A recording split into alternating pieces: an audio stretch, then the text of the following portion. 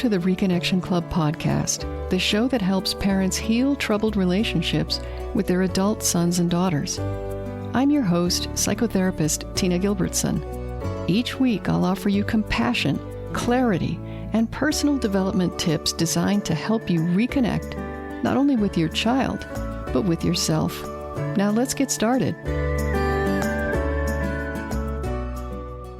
When it comes to blind spots and obvious areas for growth, these are very easy to see in other people. Your adult child's personality quirks, their particular perspective, their straggling lines of development, or their reactivity to certain triggers may be conspicuous to you, but less so to them. You may notice limitations and rough edges in other people, your partner, a sibling, even friends and colleagues. They seem unconsciously bound by some need to heal or grow in a particular way. Maybe you wish your partner could be less defensive, or your sister would talk less and listen more. It seems the areas for improvement that are easiest to spot are those in other people, but we often forget to even look for them in ourselves. That may be especially true for those of us who've been in therapy or made other sustained efforts toward personal healing and growth. When we've experienced emotional healing, when we know we have grown and we've changed, when we've examined painful material from our past and can state what happened to us, without even meaning to make the assumption, we assume we're done. We don't realize that we still have parts within us that are still growing and changing, even if we've done a lot of that already. I've spoken to many parents now who are in their 60s and 70s, some of whom have had decades of therapy. They're well-adjusted, successful, they know and accept themselves. But then along comes a relationship problem with their adult child or children, and they are stopped in their tracks like never before. Estrangement is a powerful mirror. It can show you the parts of yourself that still reach out for healing. If you have growing edges in relationship with yourself or others, estrangement will likely take you beyond sadness or simply missing your child or children.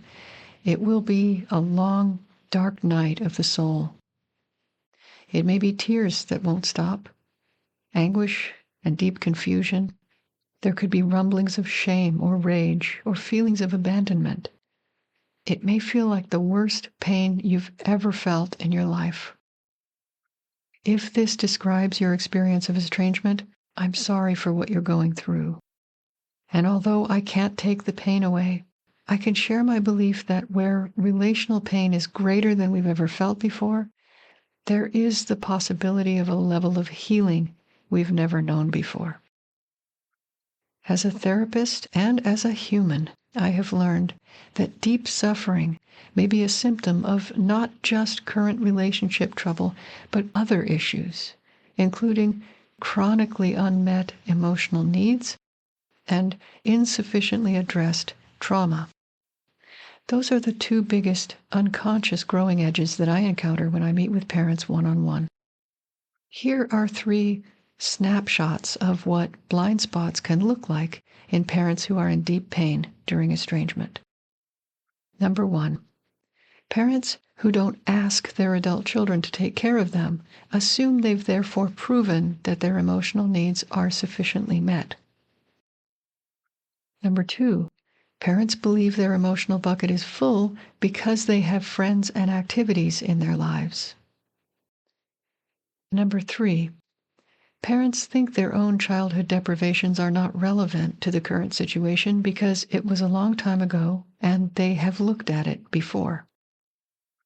Being unaware that our own healing and growth are not finished, assuming that relief from today's emotional pain depends solely on what others do next, these are potential blind spots for every unwillingly estranged parent to be aware of. If your relationship with your adult child or children is hurting you like nothing has ever hurt you before, I invite you to assume there's a core wound that's being pressed on. Assume there is healing still to do, and look for growth that wants to happen. There's no downside if it turns out there's nothing there to see. You'll still reap the benefits of paying some kind attention to your hurting self.